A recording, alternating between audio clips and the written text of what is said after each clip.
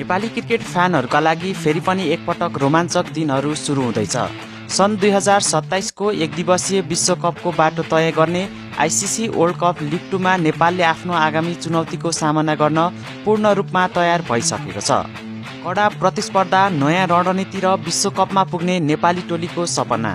आजको यस भिडियोमा हामी कुरा गर्नेछौँ नेपालको आगामी लिग 2 को यात्रा कहिले, कहाँ र कोसँग हुँदैछ भनेर विस्तृत रूपमा जानकारी दिनेछौँ। यसअघि नेपालले घरेलु मैदान र विभिन्न देशहरूमा ओमन, स्कटल्यान्ड, युएई र युएसए जस्ता बलिया टोलीहरूसँग धेरै महत्त्वपूर्ण खेलहरू खेलिसकेको छन्।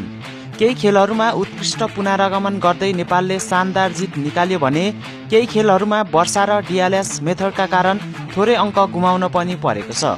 तर अबको यात्रा भने झनै निर्णायक मोडमा आइपुगेको छ, किनभने अब हुने प्रत्येक खेलले नेपालको शीर्ष स्थान र सिधै विश्वकप क्वालिफायर खेल्ने सम्भावना तय गर्नेछ।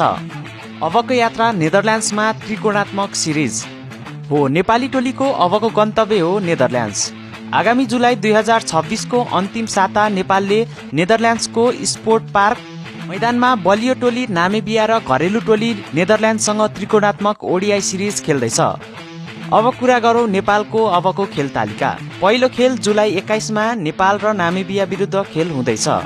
त्यस्तै दोस्रो खेल जुलाई 23 मा हुँदैछ नेदरल्यान्ड्स विरुद्ध भने तेस्रो खेल जुलाई 27 मा नामिबिया विरुद्ध हुँदैछ र चौथो खेल जुलाई 29 मा नेपाल विरुद्ध नेदरल्यान्ड्स खेल्दैछ।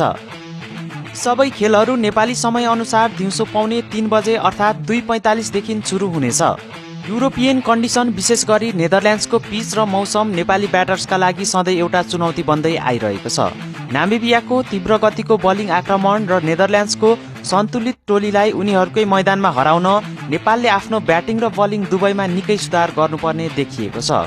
कप्तान रोहित कुमार पौडेलको कप्तानीमा कुशल भुर्तेल, आसिफ शेख र दिपेन्द्र सिंह ऐरी जस्ता खेलाडीहरू चल्न सके नेपालले यो सिरिजमा क्लिन स्विप वा अधिकतम अङ्क जोड्न सक्नेछ। स्पिन आक्रमणमा सन्दीप लामिछाने र ललित राजवंशीको भूमिका पनि उत्तिकै महत्त्वपूर्ण रहनेछ। विश्वकपको यो लामो यात्रामा नेपाली टोलीलाई हाम्रो साथ र समर्थनको सधैँ आवश्यक रहेको छ।